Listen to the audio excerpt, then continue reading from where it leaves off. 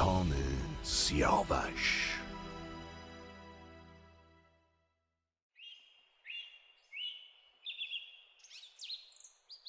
بامداد یک روز بهاری توس پهلوان همراه گیو و گودرز و چند سوار دیگه برای شکار روونه دشت شدند. گیو و توس به دنبال شکار در بیشه بودند که ناگهان به دختر زیبایی برخوردند که میون درختها پنهان شده بود و سوی اون رفتن. زیبارو، تو توی این بیشه تنها چی کار میکنی؟ دختری مثل تو نباید اینجا باشه. نیمه شب دیشب پدرم مست به خونه اومد و تا منو دید تیغ کشید و به سویم اومد. منم از خونه فرار کردم و به این بیشه اومدم. پهلوانای ایرانی گلوشون پیش دختر گیر کرد و در این اندیشه بودن که کدومشون پیشنهاد همسری بهش بده. من زودتر اونو پیدا کردم. ای سپهدار، اینو نگو که من زودتر از تو اون دختر رو دیدم. گفتگو میان گیو و توس داشت بالا میگرفت که گودرز جلو اومد. دوستان، پیشنهاد میدم که دختر رو پیش شاه ببریم و هرچی رو که اون گفت بپذیریم. توس و گیو با دختر به دربار کیکاووس رفتند و ازش خواستند که میانشون داوری کنه. ای سرداران، رنج شما را کوتاه کردم. این دختر هر که هست در خور شبستان منه. عجب اشتباهی کردی. به خشکی این شانس برای خودش تور کرد. کاووس دختر رو به شبستان فرستاد و فرمان داد تختی از عاج و تاجی از گوهر براش بسازند. پس از 1 سال دختر باردار شد و پسری زیبا به نام سیاوش به دنیا آورد. جهاندار نامش سیاوخش کرد، برو چرخ گردنده را بخش کرد. ولی کیکاووس هنگامی که از ستاره شناسان دربار خواست تا نیک و بد زندگی سیاوش رو در آسمان ببینن، اونا گفتن که بخت سیاوش سخت آشفته است. زمانی گذشت و رستم به دیدار کاووس اومد و تا سیاوش رو دید مهر پسر بر دلش افتاد. سیاوش را به من بسپار که هرگز دایه‌ای بهتر از من برای او پیدا نمی‌کنی. کیکاووس سیاوش رو به رستم سپرد تا اون رو همراه خودش به زابلستان ببره و پرورش بده. رستم هم هر اون چرا که بلد بود از رزم و بزم به سیاوش آموخت. سیاوش چنان شد که اندر جهان بمانند او کس نبود از مهان. چو یک چند بگذشت و او شد بلند، سوی گردن شیر شد با کمند. چند سال گذشت. روزی سیاوش پیش رستم اومد و گفت: ای پیلتن، دیگه زمانش رسیدی که پیش پدرم کیکاووس برگردم تا سرانجام این همه رنجی که بردی و رزم و هنری که به من آموختی و ببینه. رستم فرمان داد در خزانه رو باز کنن و هرچه نیاز بود برای سیاوش فراهم کردن و با هم روانه درگاه کاووس شدند. همه بزرگان در ایوان کاووس ایستادند و سیاوش جوان از میون اونا به سوی تخت پدر رفت. جوانی بلند بالا و خوش سیما، دست پرورده رستم تهمتن، رستمی که داغ پسرش سهراب به دلش مونده بود. هر اون چه برای سهراب نکرده بود برای سیاوش انجام داد. کنیزان از دیدن سیاوش لب به دندان میگزیدند و بزرگان زیر لب ستایشش میکردند. رفتار سیاوش جوان به گونه‌ای بود که همه شیفته فرهنگ و هنرش میشدند. اما در میان این مردمان زنی بود که تنها شیفته هنر و جنگاوری سیاوش نشد، بلکه دل باخته شاهزاده جوانم شده بود. چو سودابه روی سیاوش بدید، پراندیشه گشت و دلش بردمید. چنان شد که گفتی تراز نخ است، وگر پیش آتش نهاده یخ است. سودابه شهبانوی شبستان کاووس با دیدن سیاوش یک دل نه صد دل عاشق سیاوش شده بود. پس کسی رو با پیغام پیش شاهزاده ایران فرستاد که ای سیاوش، اگر خواستی به شبستان شاه بیای، اینو بدون که هیچ مانعی وجود نداره. سیاوش از این پیغام بسیار آشفته شد. به سودابه بگو من اهل شبستان اومدن نیستم. ولی سودابه نیرنگ دیگری در پیش گرفت و پیش کیکاووس رفت. ای شاه، بهتر نیست که سیاوش رو به شبستان بفرستی تا خواهران و خیشانش رو ببینه؟ همه پذیرا و میزبان سیاوش خواهند بود.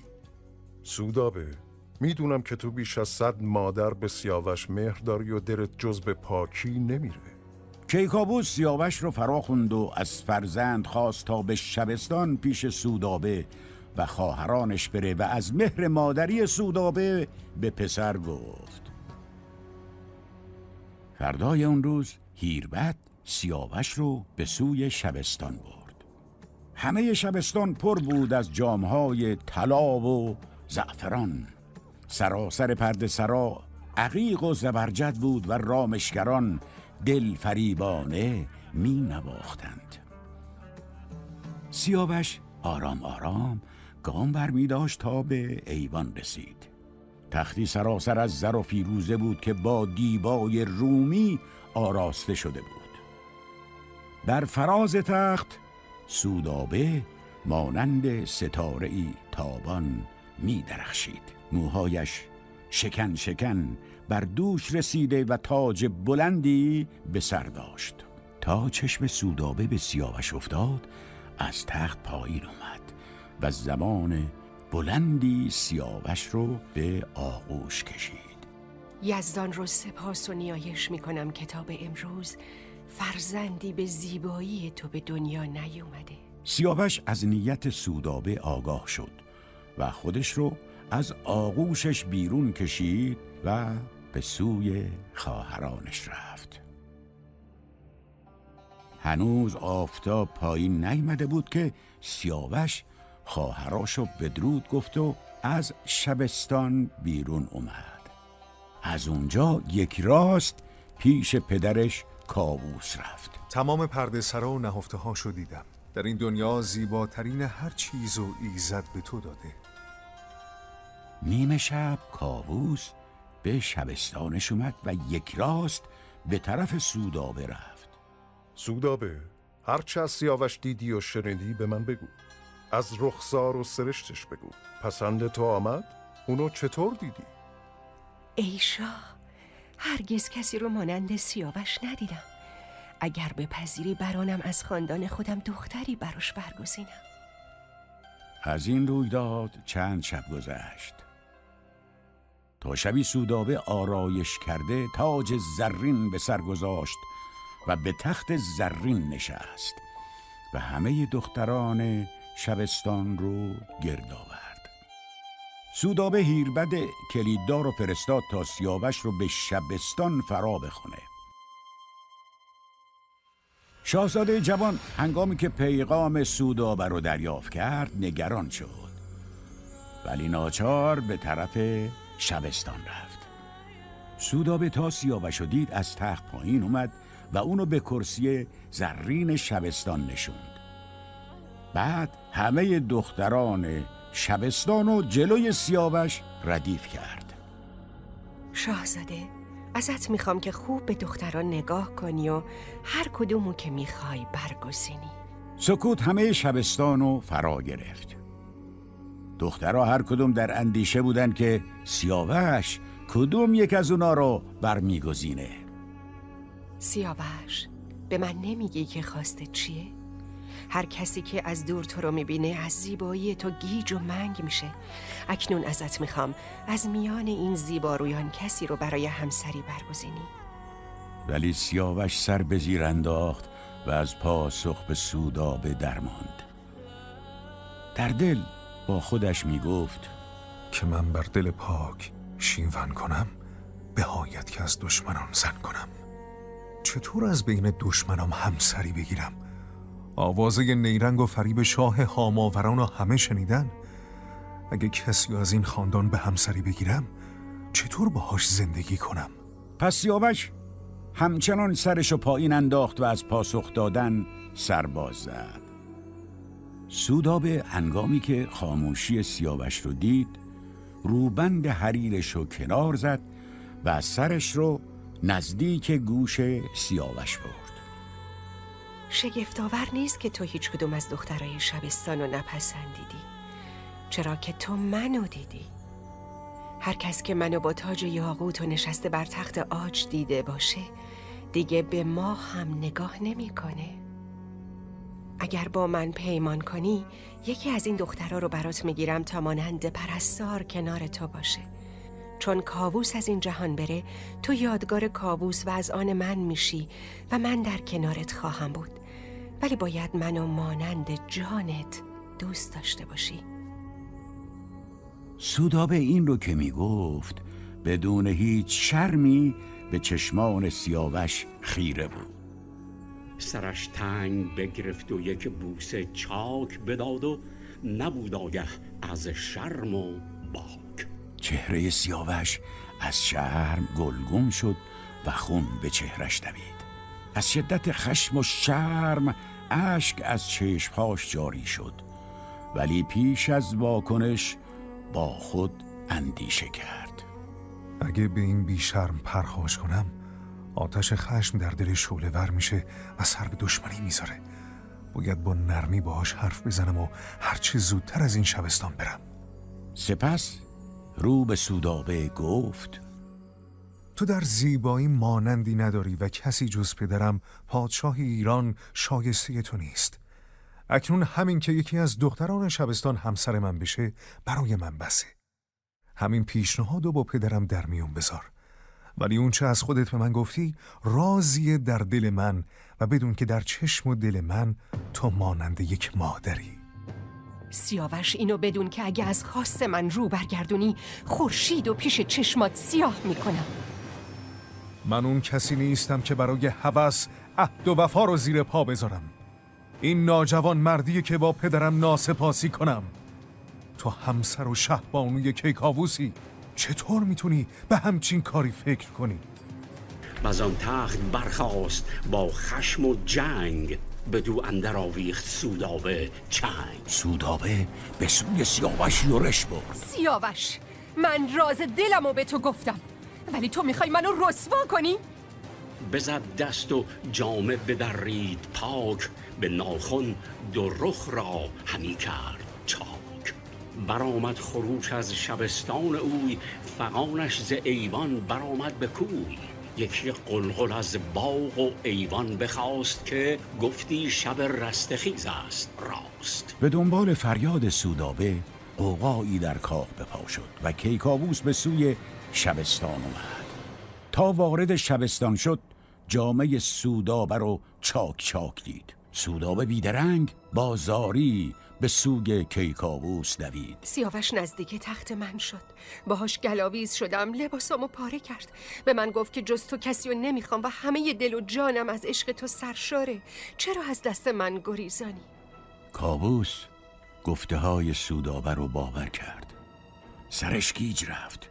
به این اندیشید که اگر سیاوش این کارو کرده باشه باید سرشو از تنش جدا کنه. ولی مردم در این باره چی میگن؟ پس همه رو از شبستان بیرون کرد و سیاوش و سودابه رو فرا خواند. سیاوش، هر رازی که هست از من پنهان نکن. اشتباه من بود که تو رو به شبستان فرستادم. اکنون غمی بزرگ برای من و بند و زندان برای تو به بار آورده. حالا راستشو به من بگو. سیاوش داستانو برای کاووس بازگو کرد، ولی سودابه بنا کرد به گریه و فریاد. دروغ میگه، همه گفته هاش دروغه کاووس. اون از میان همه زنهای شبستان منو برگزید. با زور میخواست منو به چنگ بیاره، تاجمو از سرم برداشت. ببین چطور لباسمو پاره کرده. افسوس که کودک تو این میان از دست رفت. من از تو باردار بودم و با این غم جهان پیش چشمام سیاه شده. کیکاووس نتونست میان این دو داوری کنه. پس بلند شد، سر و دست سیاوش رو نگاه کرد و بویید، ولی هیچ اثری از بوی شراب و خراش و عطر سودابه ندید. و بعد سودابه رو بویید و بوی تند شراب و مشک به مشامش خورد.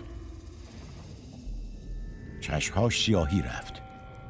به این نتیجه رسید که سودابه گناهکاره و سزاش شمشیره. سودابه رو بکشم؟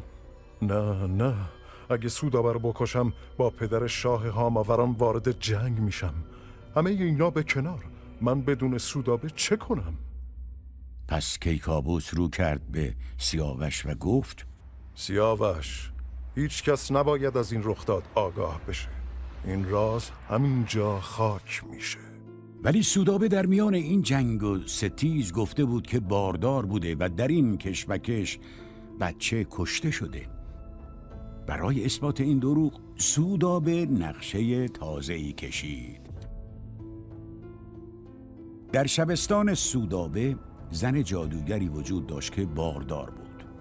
او در ازای زر و گوهر فراوان دارویی خورد و بچه رو انداخت تا سودابه اون رو جای بچه خودش نشان کابوس بده. چو شب تیره شد، دارویی خورد زن که بفتاد زو بچه اهرمن. زن 2 بچه داشت. سودابه اونا رو در تشت زرین گذاشت و داد و فغان سر داد. سودابه با گریه و زاری کیکاووس رو سرزنش میکرد. دیگه چه نشانه ای از این روشن‌تر میخوای؟ سیاوش باعث شده که این بچه های بیگناه از دست برن.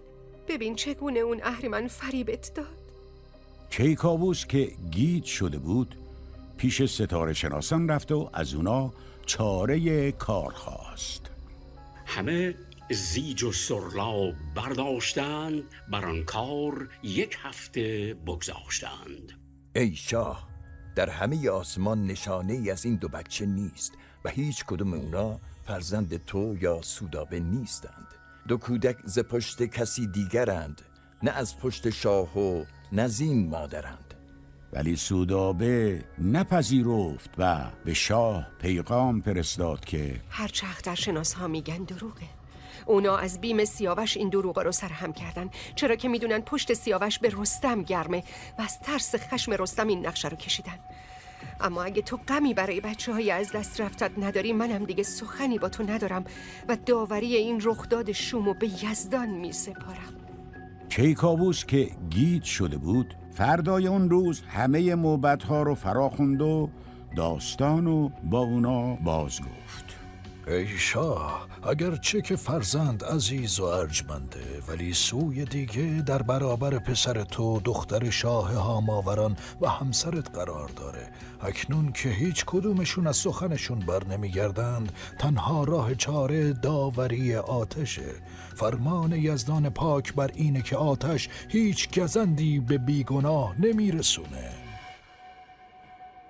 سودابه از این آزمون سر باز زد، ولی سیاوش اون رو پذیرفت.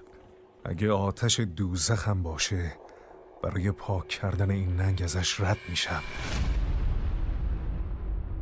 کاووس فرمان داد ساربانها 100 کاروان هیزم از دشت به میدون بیارن.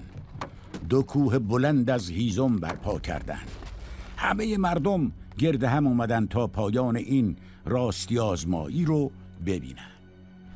و آن پس به موبد بفرمود شاه که بر چوب ریزند نفت سیاه. هنگامی که شعله‌های آتش زبانه می‌کشید، سیاوش جامه‌ای سر تا پا سپید به تن کرد و سوار بر اسب سیاهش پیش کاووس اومد. اندوه مدار که از این سان بود گردش روزگار. سر پرز شرم و بهایی مراست، اگر بیگناه هم رهایی مراست. وریدون که زین کار هستم گناه، جهان آفرینم ندارد نگاه. به نیروی یزدان نیکی دهش، که از این کوه آتش نیابم تپش. سیاوش سوار بر شبرنگ بهزاد به سوی کوه آتش روانه شد. خروش مردم به هوا بلند شد. سودابه در کاخ خودش صدای خروش مردم رو که شنید آرزو می کرد که سیاوش در آتش بسوزه. سیاوش سیه را به تندی بتاخت، نشد تنگ دل جنگ آتش بساخت. زبانه های آتش انقدر زیاد شده بود که مردمی که ایستاده بودند عقب رفتند.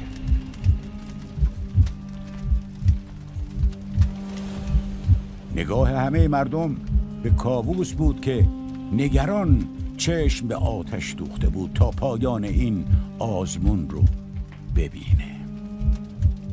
سربازها کوشش می‌کردند میون کوه آتش نشانی از سیاوش پیدا کنند که یکباره ز آتش برون آمد آزاد مرد، لبان پر ز خنده به رخ همچو برد. سیاوش انگار که نه روی زمین بلکه در آسمان باشه از میون زبانه های آتش با اسب سیاهش بیرون اومد.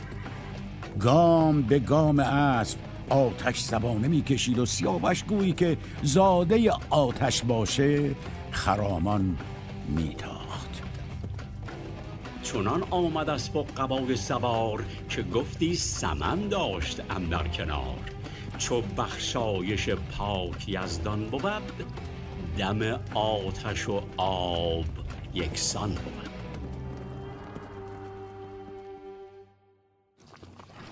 کاووس پسر رو با شادی به آغوش کشید. فرزند مادری پارسا بایدم مانند تو باشه. بعد فرمان داد تا 3 روز پی در پی در شهر جشن بگیرن. روز 4 که رسید کاووس گرز گاو پیکر به دست روی تخت نشست و فرمان داد تا سودابه رو پیش او بیارن. این همه بیشرمی و بدی کردی، این همه دل منو آزردی، با جان سیاوش بازی کردی و اونو به آتش انداختی، جادو و افسون در کار کردی، حتی یک دم دیگه شایسته زندگی نیستی. سیاوش برنده شد. اگر زخم شمشیر سزای منه، من اونو میپذیرم و گله‌ای ندارم. اما همه اینا جادوی زاله که از سیمرغ فرا گرفته و اونو به رستم و سیاوشم آموزش داده تا از آتش گذر کنه. بازم داری دروغ میگی و نیرنگ میکنی. این همه رسوایی بس نبود؟ کاووس با چشم خونبار به دشخیم فرمان داد تا سودابه رو ببره و میون شهر به دار بکشه. قوقایی در شبستان به راه افتاد و همه شیون می کردند. کیکاووس هم از این ماجرا دلش به درد آمده بود. سیاوش تا از فرمان کاووس آگاه شد بیدرنگ خودش رو پیش پادشاه رسوند. شهریار، آشفته نباش. اونو به خاطر من ببخش و از گناهش بگذر. کاووس هم در دل به دنبال این بود که کسی پادرمیونی کنه تا سودابه رو ببخشه. بهانه همی جست زنکار شاه، بدان تا ببخشد گذشته گناه. سودابه دوباره به شبستان شاه برگشت و باز هم شهبانوی کاخ شد. ولی پس از زمان کوتاهی زن فریبکار خرد و هوش کیکاووس رو دوباره به دست گرفت و شبستان همه پیش سودابه باز دویدند و بردند او را نماز. بر این گونه بگذشت یک روزگار، بر او گرمتر شد دل شهریار. چنان شد دلش باز از مهر وی، که دیده نبرداشت از چهر وی. دگر باره با شهریار جهان، همی جادویی ساخت اندر نهان. سرورم، افراسیاب تورانی با سپاهی بزرگ به فرماندهی برادرش گرسیوز به سوی مرزهای ایران یورش آورده.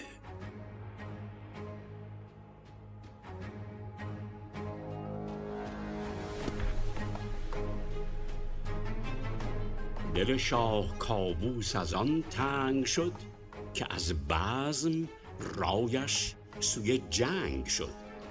افراسیاب به سوگندش وفادار نموده و دوباره به ایران تاخته. آماده نبرد بشید تا پیش از این که این دیوانه پیمان شکن مرز و بوم ایران رو ویران کنه در برابرش بایستیم. مگر کم رهایی دهد دادگر ز سودابه و گفتگوی پدر. پدر، به من این اجازه رو بده تا به جنگ افراسیاب برم. بدین کار همداستان شد پدر، که بندد بر این کین سیاوش کمر. رستم، تو سیاوش را پروراندی و هنر رزم و بزم و بهش آموختی. اکنون میخوام تو اونو در جنگ با افراسیاب یاری کنی.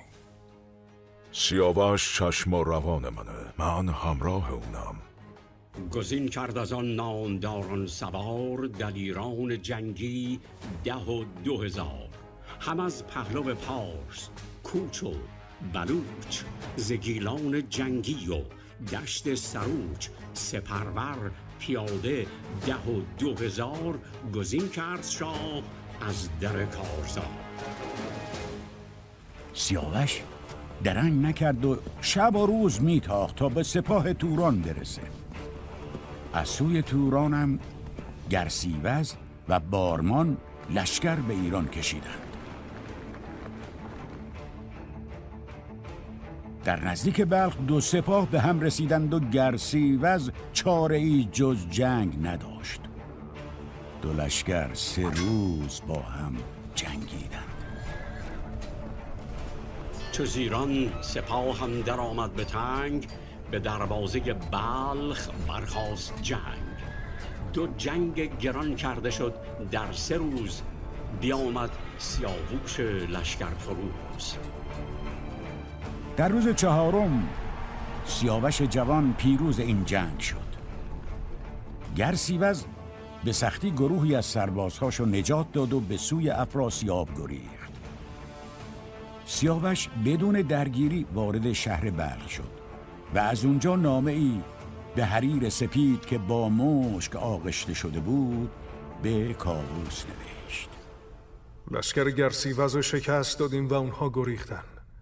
خود افراسیاب ولی با لشکرش در سقده. اجازه میخوام تا از جیهون رد بشم و به اون سو برم. سیاوش، هوشیار باش و سپاه رو پراکنده نکن. افراسیاب هم بدکنش هم باهوش. در جنگ با او شتاب نکن، کمی درنگ کن. افراسیاب خودش به جنگ تو میاد. اگر اون سپاهش رو به این سوی جیهون بیاره شکست میخوره. سقد کاخ افراسیاب. ای شاه، چه نشستی که سپاه بزرگ ایران به بلخ رسید؟ سیاوش سپهبد اوناست. رستم و دیگر پهلوانای ایرانی هم در سپاه هستن. 3 روز و 3 شب با ما جنگیدن و خم به ابرو نیاوردن. بس کن گرسیوز، ستایش ایرانیانو تموم کن. به گرسیوز اندر چنان بنگرید، که گفتی میانش بخواهد برید. افراسیاب گرسیوز رو از ایوان کاخ بیرون کرد و سران سپاه رو فراخوند و فرمان یورش داد. شب هنگام افراسیاب پریشان به خواب رفت. خروشی برآمد ز افراسیاب، بلرزید بر جای آرام و خواب. گرسیوز بیدرنگ خودش رو به برادر رسوند. افراسیاب روی زمین افتاده بود و میلرزید. چی شده افراسیاب؟ چی به سرت اومده؟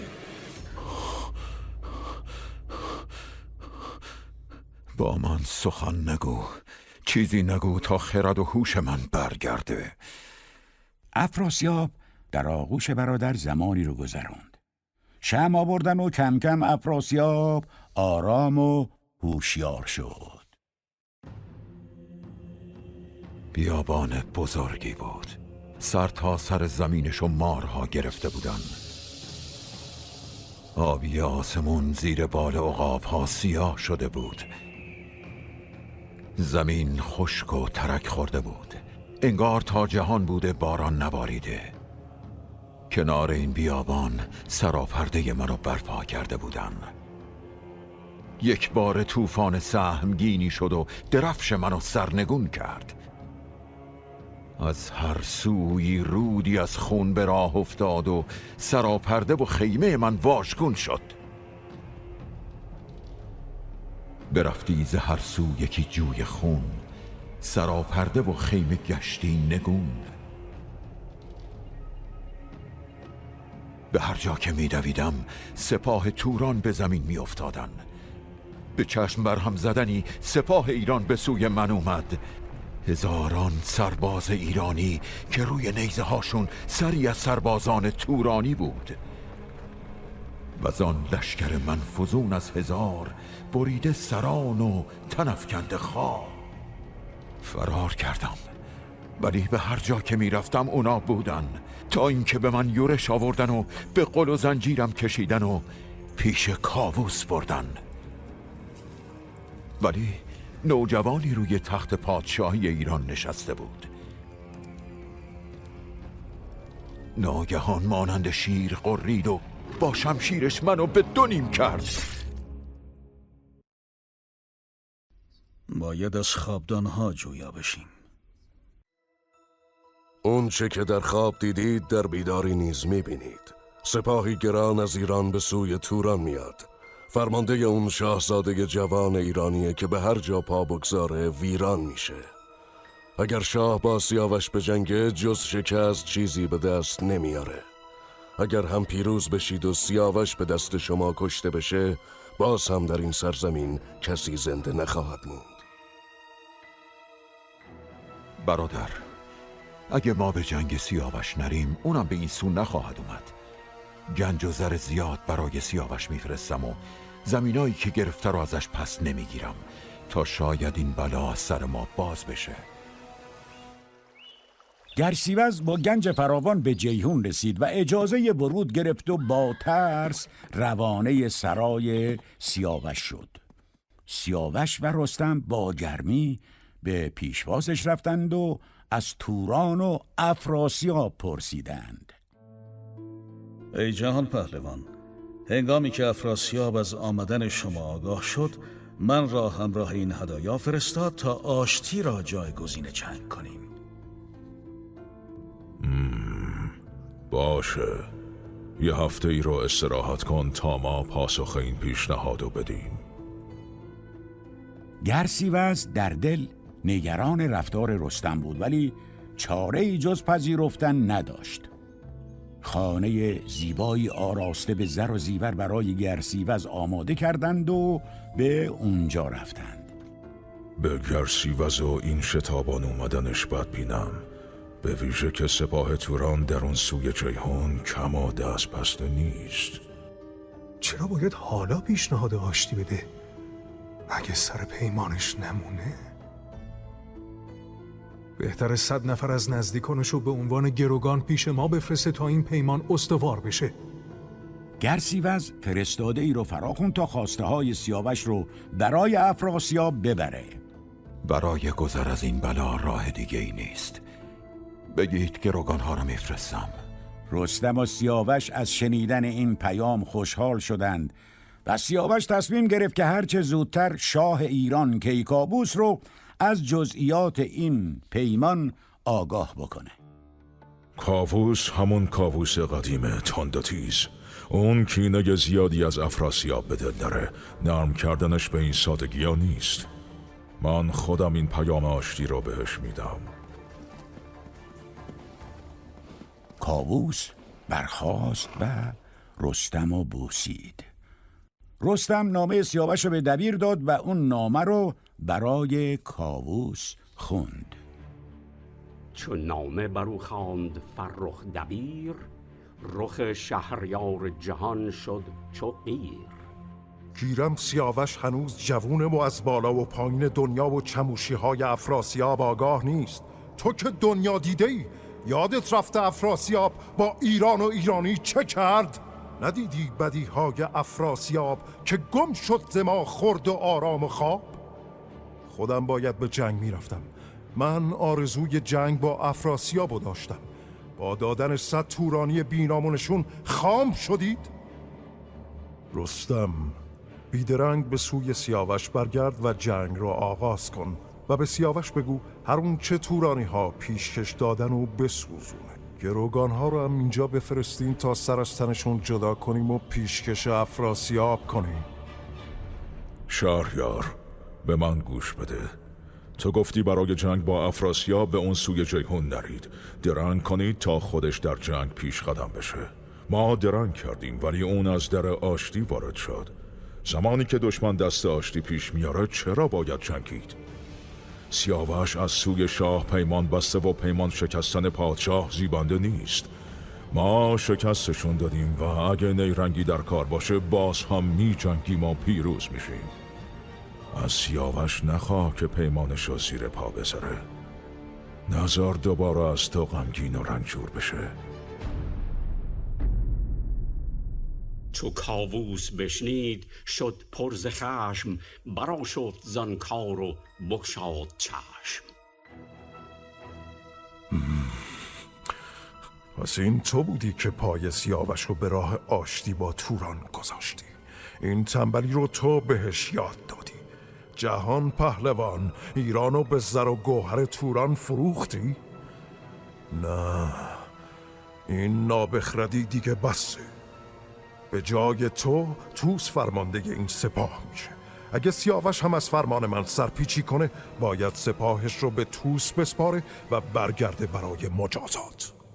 اگر توس جنگی تر از رستم است، چنان دان که رستم ز گیتی کم است. رستم خونش به جوش اومد.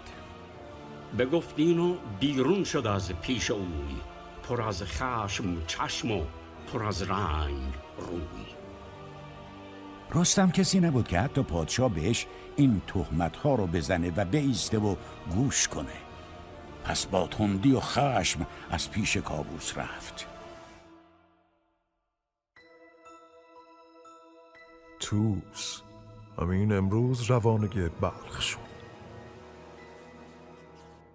بیگمان شنیدی که در گذشته زمانی که دشمن پیروز شد با ایران چه کرد. امروز تو به فکر دشمنان این آب و خاکی؟ وقتی از اینجا رفتی هرگز سخنی از آشتی و دوستی نبود. اگر فریب افراسیاب را خوردی شگفتی ندارد. این گناه به گردن رستم است که چشمش هرگز از مال بی نیاز نیست. گروگانهای افراسیاب را با قل و زنجیر به اینجا بفرست و در جنگ با افراسیاب شتاب کن. ولی اگر مرد جنگ نیستی لشکر را به توس بسپار و برگرد. اگر خانواده افراسیاب و برای گردن زدن به کاووس بسپارم، جواب یزدان چی بدم؟ اگر به جنگ برم و پیروزم بشم، باز هم پیمان شکستم. اگر هم هیچ نکنم و برگردم، با زهر و کینه سودابه چطور سر کنم؟ نزادی مرا کاش این مادرم، وگر زاد مرگ آمدی بر سرم. اگر سر بگردانم از راستی، فراز آید از هر سوی کاستی.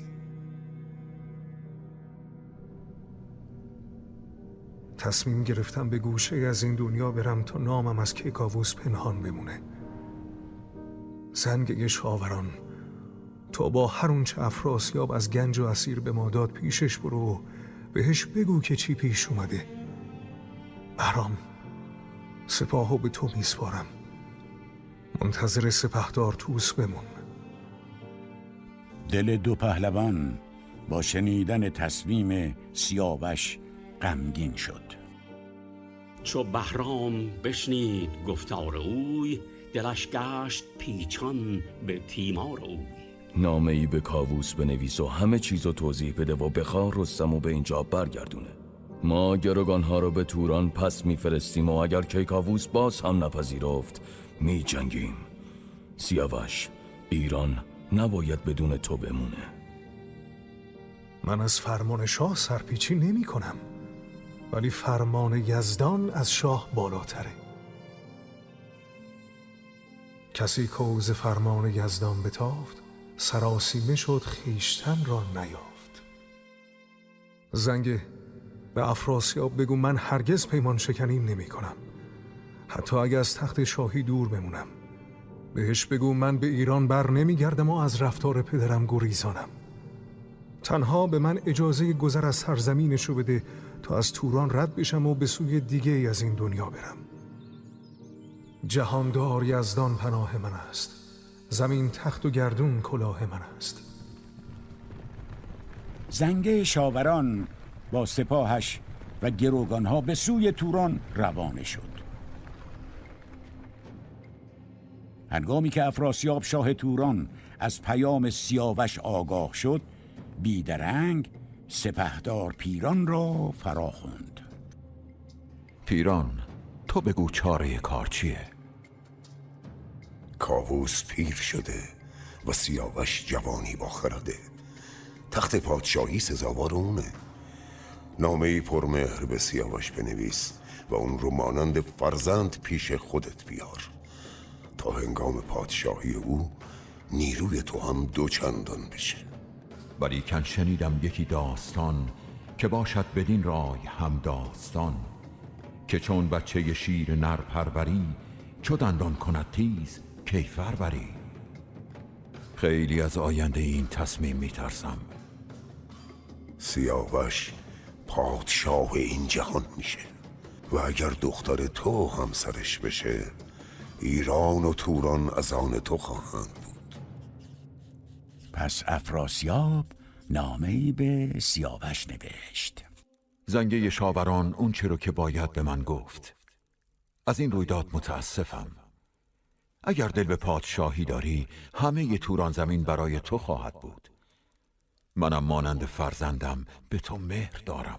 تو فرزند باشی و من چون پدر، پدر پیش فرزند بسته کمر. همه شهر توران برندت نماز، مرا خود به مهر تو باشد نیاز. گنج و گوهر و سپاه برای تو آماده است، به توران بیا و سروری کن. هر زمان هم که خواستی با پدر آشتی کنی، از تو چیزی رو دریغ نخواهم کرد. سیاوش از طرفی خوشحال بود که راه گذرش باز شده و از طرفی دیگه غمگین که چرا کاووس آشتی که میرفت پایدار باشه رو از میان برد. پدر، هر کاری کردم که دل تو با من شاد باشه. این همه رنج و به جان خریدم، اما چشم و دل تو از دیدار من سیر شده. هرگز نمیخوام بار گرانی بر دوش تو باشم. به راهی میرم که نمیدونم چه سرانجامی داره. شادی تو رو از یزدان میخوام. خدا نگهدار. سیاوش سپاه رو به بهرام سپرد و با تنی چند از یارانش به سوی توران رهسپار شد. پیران 4 پیل سپید رو آراسته کرد و با تختی از پیروزه به پیشواز سیاوش رفت. شب که رسید، شهر آبستن جشن و پایکوبی شد. سیاوش هنگامی که استقبال تورانی ها رو دید، به یاد ایران زمین افتاد. غم دوری ایران دل سیاوش را چنگ زد و چشمش تر شد. پیران از آن چه در دل سیاوش میگذشت آگاه بود. فردای اون روز پیران پیش سیاوش اومد. سیاوش، تو از نژاد کیقبادی و مادرت هم از خاندان گرسیوز.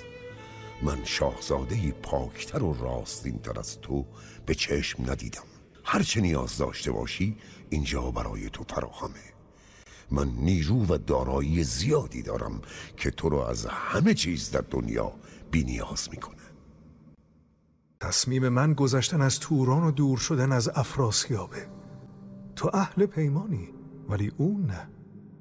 این باور درستی نیست پسرم. افراسیاب هم خون منه، مرد باخرد و باهوشیه. اگر خودت با او هم سخن بشی میفهمی که بدیهایی که از او گفتن درست نیست. از مهر افراسیاب رو بر نگردون. پیران و سیاوش به سوی افراسیاب به راه افتادند. افراسیاب هنگامی که آگاه شد برای پیشواز به سوی سیاوش اومد. ساعتها با هم نشستند و گپ زدند. افراسیاب دستور داد کاخ بزرگی برای سیاوش آماده کردند و تخت زرینی که پایه‌هاش از سر گاو میش بود در کاخ گذاشتند. 1 سال گذشت. سیاوش در سرزمین توران روزگار خوشی رو سپری می‌کرد و افراسیاب روز به روز بیشتر شیفته شاهزاده جوان می‌شد. سیاوش، تو در توران نه برادری داری نه خواهری. در اندیشه‌ام که برای تو همسری شایسته پیدا کنم. دختری زیبا میشناسم، نبیره فریدون و همخون شاه. دختران دیگری هم در خور تو هستند، مانند جریره دختر خودم. ای پیران، این از مهربانی توست و من دوست دارم که با تو خویشاوند بشم. پیران، این همه شادی برای چیه؟ چرا شاد نباشم؟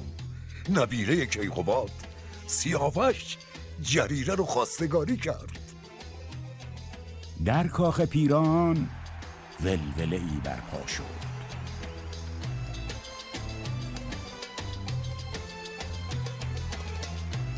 به دیبا و دینار و در و درم، به بوی و به رنگ و به هر بیش و کم، بیاراست او را چو خرم بهار، فرستاد در شب بر شهریار.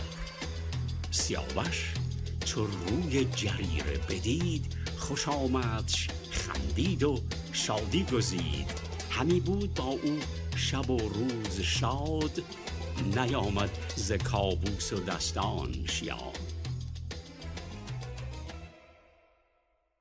سیاوش و جریره دل به هم سپرده بودند و زندگی شادی رو در کنار هم داشتند. ولی پس از چند ماه روزی پیران به پیش سیاوش اومد.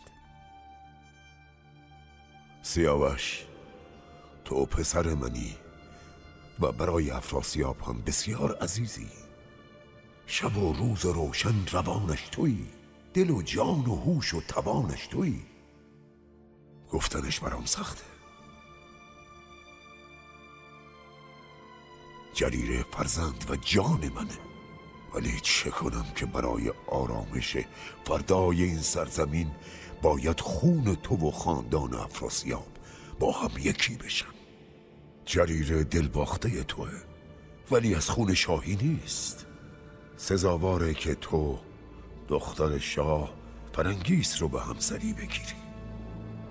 رخش را توان کرد نسبت به ما، اگر ماه دارد 2 زلف سیاه.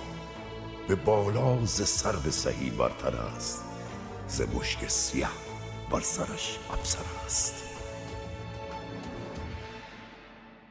نه، من جز جریره کسی رو نمیخوام و به دنبال جاه و مقامم نیستم.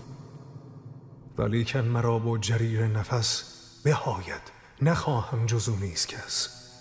نه در بندگاهم نه در بند جا، نه خورشید خواهم نه روشن کلا. سیاوش، من با جریره هم صحبت کردم. خودش میدونه که آرامش این سرزمین راهی جز این پیوند نداره.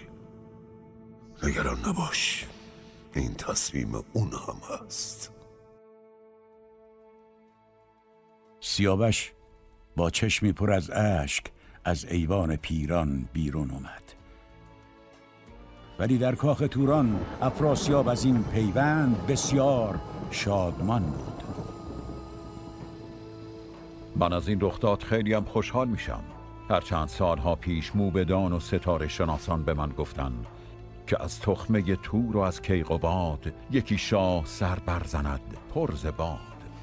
اونا فرزندی به این دنیا میارن که همه تورانو خواهد گرفت. نمیدونم این فرزندی که از نژاد من و کیکاووس به دنیا میاد به ایران مهر میورزه یا به توران. پیشگویی موبدان همیشه درست نیست. من اطمینان دارم فرزند سیاوش انسانی آزاده خواهد بود، کسی که در ایران و توران پادشاه میشه و این زمانیه که 2 کشور برای همیشه در آشتی خواهند بود. من این کار رو به تو سپردم. تو اون چرا که درسته انجام بده. پیران زمین ادب بوسید و فردای اون روز پیش سیاوش رفت. سیاوش، آماده شو تا به مهمانی دختر افراسیاب بریم. سیاوش از این سخن پیران شرم کرد و چهرش سرخ شد، چرا که جریره دختر پیران بود. چی بگم؟ هر کار میخوای بکن. جشن بزرگی برپا شد و همه شهر به پایکوبی و میگساری مشغول بودند. شب که رسید، گلشهر فرمان داد تا فرنگیس رو به حمام ببرند و با دیبای رومی به تن و ساز و دهل اون رو روانه کاخ سیاوش کردند. سیاوش تا چشمش به فرنگیس افتاد، قدی دید سرو و رخی دید ماه، فروهشته در بر دو زلف سیاه، دهان و لبش بود گوهر نشان، سخن گفتنش بود شکر فشان. وقتی یک هفته گذشت، پیران پیشکش‌های فراوانی رو برای فرنگیس و سیاوش فرستاد. افراسیاب هم از سرزمین‌هاش تا نزدیک دریای چین رو که بیش از 100 فرسنگ بود به سیاوش داد و پس از اونم گفت که بر پرنیان نام همه شهرها و سرزمین‌ها رو بنویسن و اون رو پیشکش سیاوش کنن. زمانی گذشت و سیاوش بران شد که به این سرزمینی که افراسیاب بهش داده بود سری بزنه. افراسیاب هم گفته بود هر کجا رو که پسند کردی برگزین. سیاوش به همراه پیران و فرنگیس راهی سرزمین تازه شدند و در آخر سیاوش به جایی سرسبز و خرم رسید.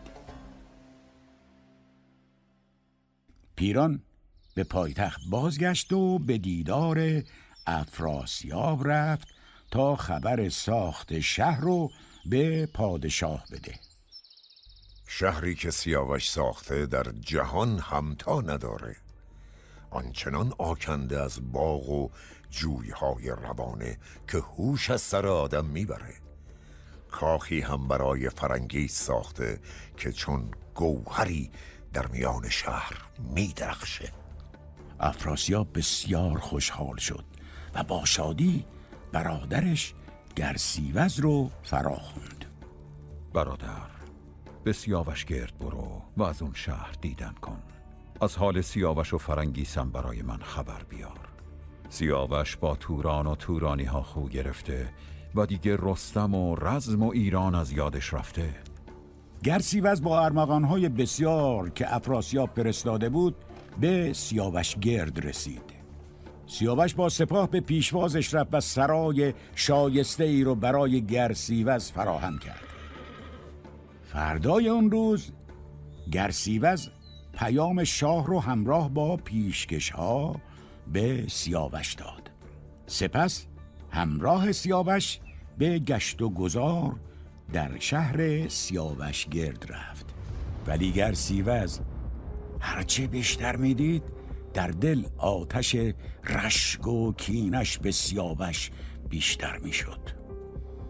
شهری زیبا با سپاهی برگزیده.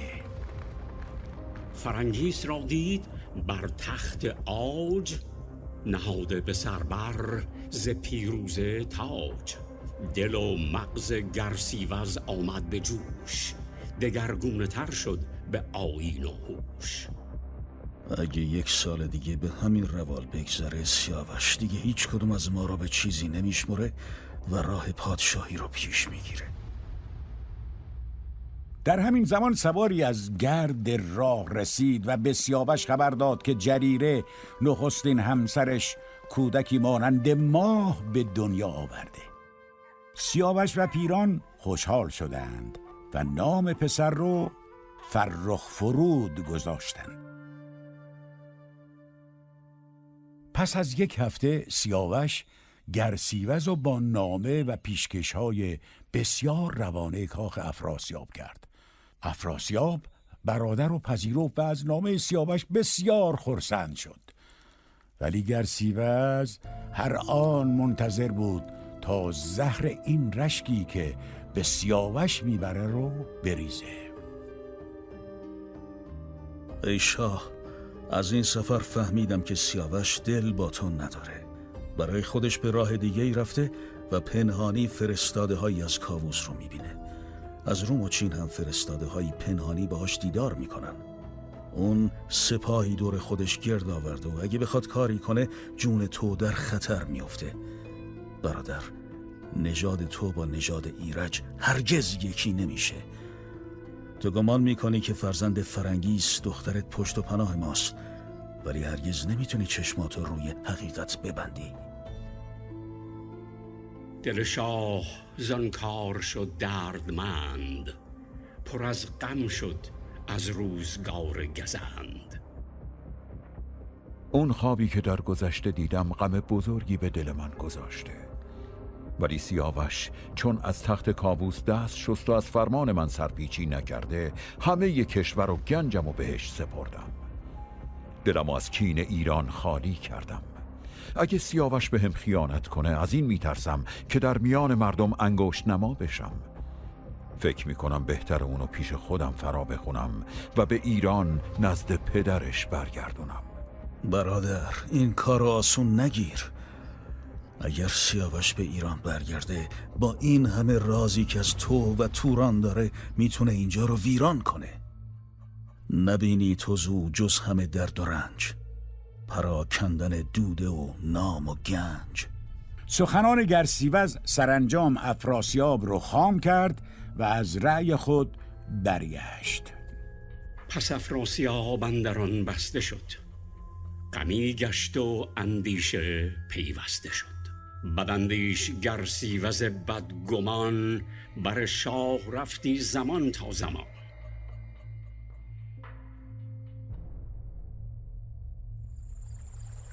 روزها از پی هم گذشت تا افراسیاب یک روز گرسیوز رو فرا خوند. گرسیوز، هرچه زودتر به سیاوش گرد برو و به سیاوش و فرنگیس بگو دلم تنگ اونهاست، پس به دیدار من بیان.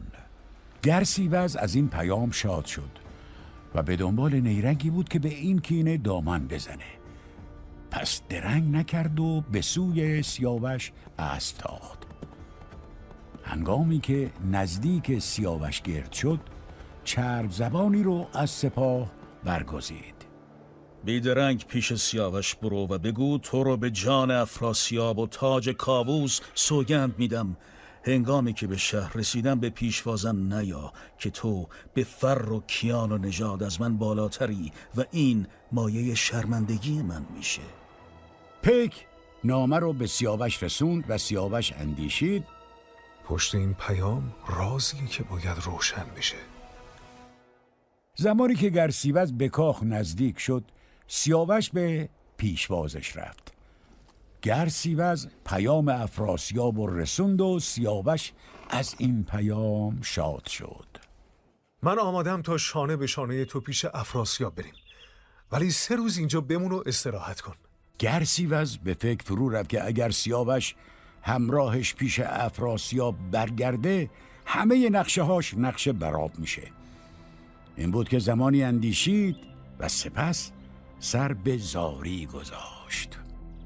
چی شده گرسیوز؟ اگر از شاه توران رنجیدی، من با تو میام و این غم و پایان میدم. من برای خودم غمگین نیستم. این که میبینم افراسیاب دوباره داره کینه کهنه رو نو میکنه دلمو میلرزونه. تو از خوی بد اون آگاه نیستی. همه رنج من از غم توه. اون به خونه تشنه است. جهان آفرین یار منه، ولی خواست من از افراسیاب جز این بود. اگه از من رنجور بود چرا این همه پیشکش برای من فرستاد یا دخترشو به همسری من داد؟ زود برخیست تا به درگاه افراسیاب بریم. هر جا که به راستی روشن بشه، دروغ جایی نداره. ای مهربان، تو او را بدانسان که دیدی مدان. سیاوش، فریب برادر منو نخور. برای این فرنگیسو بهت داد که خامت کنه. پس از اون تو رو از خودش دور کرد تا زمینه دشمنی و کینه رو فراهم کنه. هرگز فکرشم نکن که امروز با افراسیاب روبروشی. اون میکشتت. به جای این کار نامه‌ای بنویس و هر چی میخوای و بگو. من اونو برای افراسیاب میبرم. اگر شرایطو فراهم دیدم پیکی برای تو میفرستم. ولی اگر دیدم خشمش فروکش نکرده برای تو پیام میفرستم که هرچه زودتر اینجا رو ترک کنی. گرسیوز اونقدر زیر گوش سیاوش خوند که سیاوش اونگونه که گرسیوز گفت نامه‌ای برای افراسیاب نوشت. ای شاه، از اینکه به ما مهر داشتی و فرنگیس و من را فرا خواندی دل ما شاد شد. ولی فرنگیس در بستر بیماری است. آرزوی ما دیدار توست، ولی باید شکیبا باشیم تا فرنگیس از این بیماری رهایی پیدا کند و پس از آن به دیدار شما بیاییم. گرسیوز نامه رو گرفت و بیدرنگ به طرف افراسیاب برگشت. افراسیاب از بازگشت برادر شگفت زده شد. ای شاه، زمانی که به سیاوش گرد رسیدم هیچ کس به پیشواز من نیومد. منو به هیچ نشمردن. سیاوش حتی به من نگاه نکرد و نامه تو رو نخوند. فرمان داد تا منو پایین تختش دو زانو نشوندن. فهمیدم که پیوسته از ایران نامه براش میفرستن. سپاه بزرگی از روم و سپاه بزرگی از چین برای اون گرد اومدن. اگر بیش از این درنگ کنی به زودی سراسر تورانو میگیره. افراسیاب با شنیدن سخن برادر به شدت برافروخته شد و بدون اینکه پاسخش رو بده دستور داد تا همه سران سپاه گرد هم بیان و انجمن کنن. در سوی دیگه در کاخ سیاوش پس از برگشتن گرسیوز، سیاوش جوان با چهره‌ای زرد و لرزان پیش فرنگیس اومد. سیاوش، چرا رنگ به رخسار نداری؟ اگه اون چه که گرسیوز گفته درست باشه، ما همه چیز رو از دست دادیم. سیاوش اون چه گذشته بود رو برای فرنگیس باز گفت. حالا بگو چی کار میکنی؟ پدر تو اونطور از دست دادی، افراسیاب پدر منم که اینطور. سیاوش، کجای این دنیا جایی برای تو هست؟ فرنگیس، مهربانم، گریه نکن و آروم باش. شاید گرسیوز که خیرخواه ماست از سوی شاه با خبر خوش بیاد.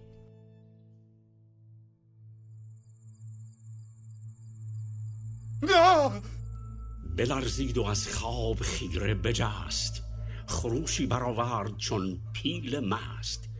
خروشید و شمعی برافروختند، برش عود و عنبر همی سوختند. سیاوش، چه کابوسی دیدی که اینطور لرزه به اندامت افتاده؟ خواب دیدم رودی از آب که از سرچشمش آگاه نبودم در سوی و کوهی از آتش در سوی دیگه پیش اومده بود و کنار آبو گرفته بود. آتش به شهر سیاوش گرد افتاد. یک سو آب و یک سو آتش و پیش رو لشکر افراسیاب بود. اون آتش رو گرسیوز روشن کرده بود و همه این بلاها از نیرنگ اونه. فرنگیس سیاوش رو آروم کرد. زمان زیادی نگذشت که سواری با پیامی از گرسیوز پیش سیاوش اومد و گفت که افراسیاب به قصد جونت به اینجا اومده. سیاوش و گروهی از یارانش به اسب نشستند و راهی شدند.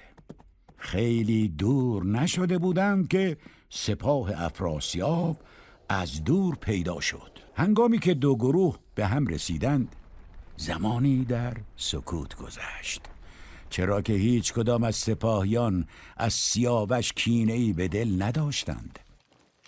پهلوان‌های همراه سیاوش اجازه خواستند تا با اونها درگیر بشن. جنگ چاره ما نیست و من هرگز با افراسیاب نمی جنگم.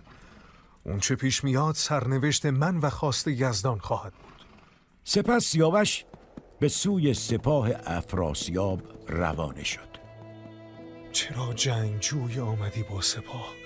چرا کشت خواهی مرا بیگناه؟ گرسیوز با تندی رو به سیاوش کرد. اون چه به زبون میاری در اندازه تو نیست. اگر بیگناهی چرا با زره و کمان پیش شاه اومدی؟ گرسیوز فریبکار، من به اون چه تو گفتی تکیه کردم. تو گفتی که شاه از من آزرده است. با نیرنگ تو هزاران آدم کشته میشن و جوی خون به راه میفته. لشکر توران به فرمان گرسیوز سوی سیاوش تاختند و جنگ سختی میان ایرانیان همراه سیاوش و تورانیان در گرفت.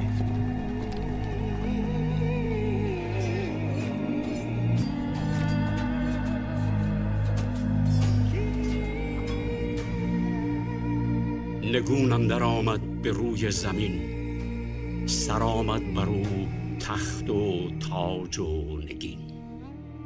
زنجیر به گردن سیاوش انداختند.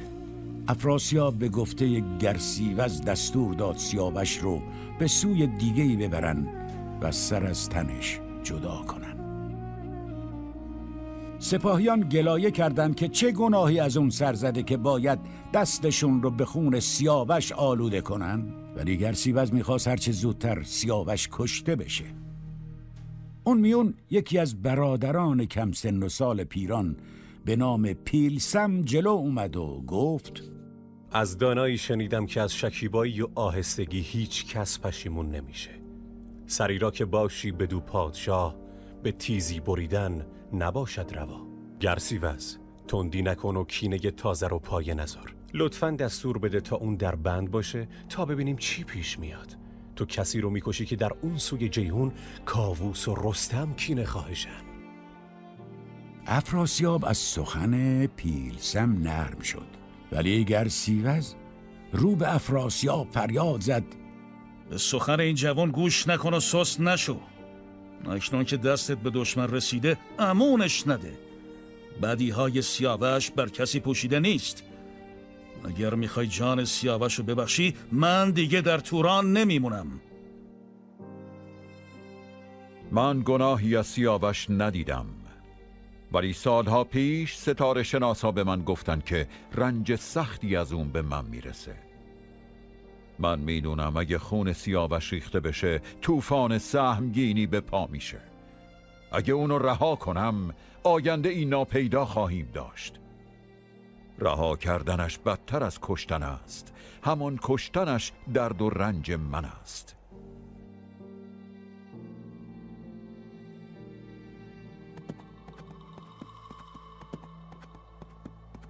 فرنگیز خودش رو به تاخت پیش سپاه رسوند و هنگامی که سخن افراسیاب رو شنید از اسب پایین اومد و پیش پدر رفت.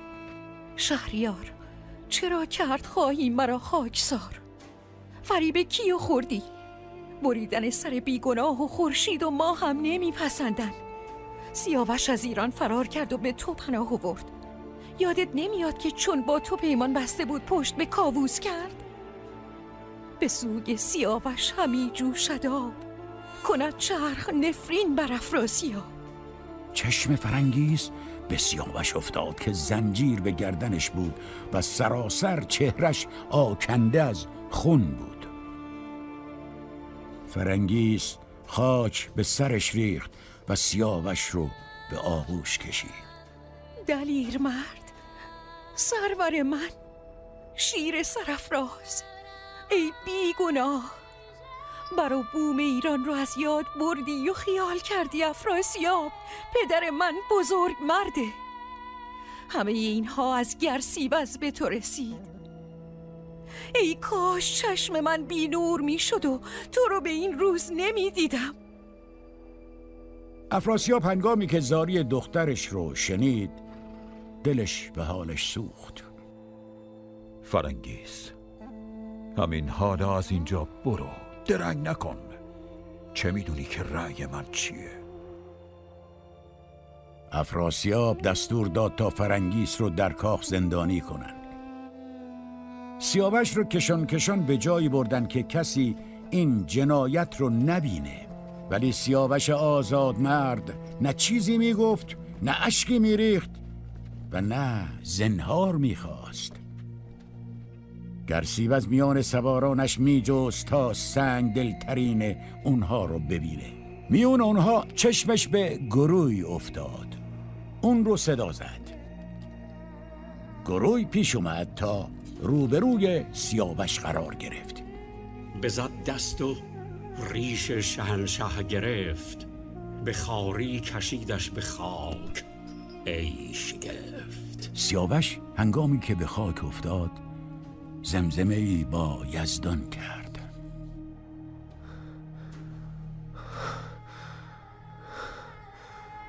ای برتر از گردش روزگار، تو یاری رس من باش، تا از نژاد من شیری به دنیا بیاد و کین منو از این دشمنان بخواد. همچنان که سیاوش رو به خاک میکشیدند، پیلسن با چشمانی اشکبار و دلی پر از غم به دنبالشون میرفت.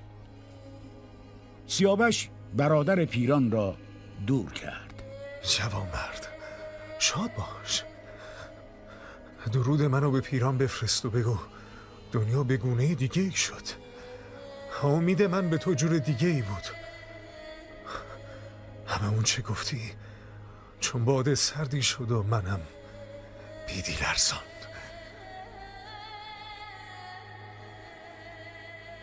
سربازهای گروی سیاوش رو به دور از سپاه به دشت بردند. گرسیوز جلو اومد و خنجرش رو به گروی داد. گروی تشتی از زر زیر سر سیاوش گذاشت و چنگ زد به موهای شاهزاده.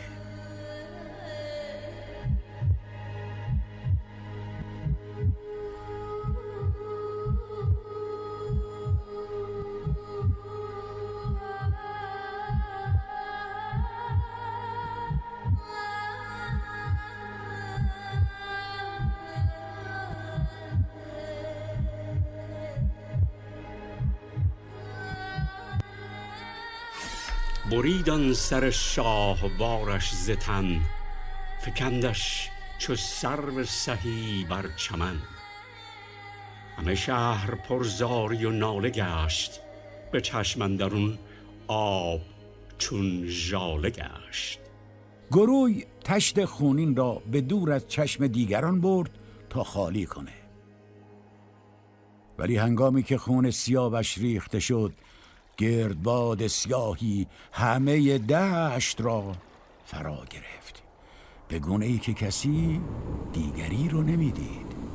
همه گردان زیر لب گروی را نفرین می کردند.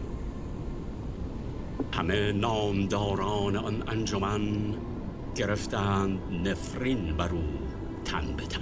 نفرین بر تو، نفرین بر تو و تاج و تختت، سیاوش من دلیر مرد و صدای فریاد و نفرین فرنگیس به گوش افراسیاب رسید. برو و فرنگیسو از زندان به اینجا بیار. گرسیوز کشان کشان دختر را روی زمین میکشید و می آورد. افراسیاب دستور داد تا گیسوان بلند دختر رو ببرن، جامش رو چاک چاک کنن و با چوب کتکش بزنن که دیگه ناله و نفرین نکنه. ولی پیلسم جوان پسر پیران باز دوان پیش بزرگان توران رفت. که دوزخ به از تخت افراسیاب، نشاید بر این بوم آرام و خواب. باید هرچه زودتر پیش پیران بریم، شاید اون به داد فرنگیس برسه. ولی تا خبر به پیران رسیده بود که افراسیاب قصد جان سیاوش را کرده، اردوی خودش رو به سوی سیاوشگرد ترک کرده بود تا شاید سیاوش رو نجات بده. پیلسن و 2 پهلوان دیگه به پیران رسیدند و خبر کشتن سیاوش رو بهش دادند. پیران پس از شنیدن ماجرا از اسب به زمین افتاد و از هوش رفت. به تاخت باید برگردیم که گریه و زاری فایده ای نداره، چرا که هنوز باید فرنگیس رو نجات بدیم. پیران به همراه 10 تن از پهلوانان توران تا پیش افراسیاب اسب تاخت تا به کاخ رسید. دید چند نفر از سربازا با خنجر بالای سر فرنگیس ایستادن و هر آن ممکنه دختر رو بکشن. بیدرنگ میانشون رفت و اونها رو کنار زد. چشم فرنگیس به پیران افتاد. با من تو بد ساختی، مرا زنده در آتش انداختی. پیران با چشمی پر از اشک فرنگیس رو به آغوش کشید. هنگامی که از در امان بودن فرنگیس مطمئن شد، با خشم و زاری پیش افراسیاب رفت. ای شاه، این چه اهریمنیه که به دلت افتاده؟ سیاوش رو بیگناه کشتی و نامت رو به ننگ کشیدی. افراسیاب، از کرده خود پشیمون میشی و اون زمان دیگه خیلی دیره. سیاوش رو کشتی و حالا رسیدی به شکنجه دختر خودت. از فرنگیس بگذر، اون نه دیگه شوهر میخواد، نه تخت و تاج و کلاه. اون امروز فرزندی در شکم داره. خونه من رو با وجود فرنگیس روشن کن، اون رو به من ببخش. اگر از کودکی که به دنیا نیامده در اندیشه هستی، کمی درنگ کن تا به دنیا بیاد، اون زمان چاره میکنی. ولی بذار اون در کنار دختران من باشه. پیران، هر کاری میدونی رو انجام بده. من از خون دخترم گذشتم.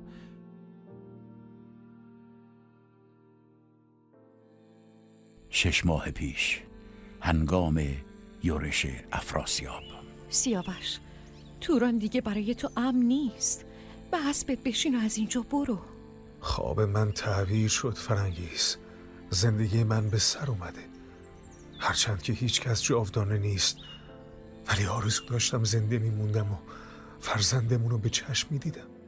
امروز درست 2 ماهه که تو بارداری. اگر پسری از ما به دنیا اومد، نام اونو کیخسرو بذار که اون شهریاری بزرگ میشه. فرنگیس، خاک من مدت هاست که تورانه و در توران هم سر به خاک میذارم. نه تابوت یابم، نه گور و کفن، نه بر من بگرید کسی زنجمن. بمانم بسان غریبان به خاک، سرم گشته از تن به شمشیر چاک. تو هم در امان نیستی، اما پیران جان تو رو از مرگ نجات میده و فرزند ما در خانه پیران دلاور چشم به این دنیا باز میکنه. سالها میگذره و کسی به فرمان ایزد برای نجات تو و فرزند ما از خاک ایران به اینجا میاد. اون دلاور شما رو نجات میده و کیخسرو من شهریار میشه. ولی به کینخواهی من ایران و توران به سخت‌ترین جنگ دوران وارد میشن. بکینم از امروز تا رستخیز، نبینی جز از گرز و شمشیر تیز. سم رخش به همه خاک توران کوبیده میشه و به خونخواهی من تا سالها جز گرز و شمشیر چیز دیگه میان ایران و توران نخواهد بود.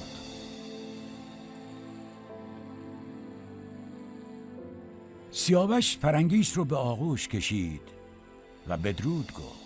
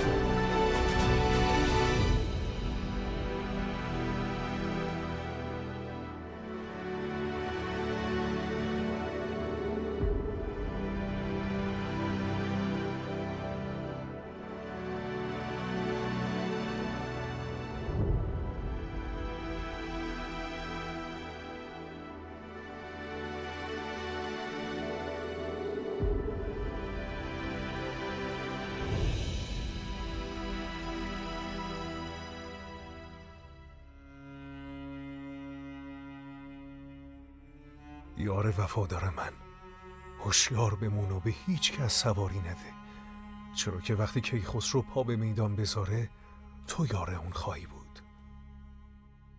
این رو گفت و شبرنگ رو آزاد کرد.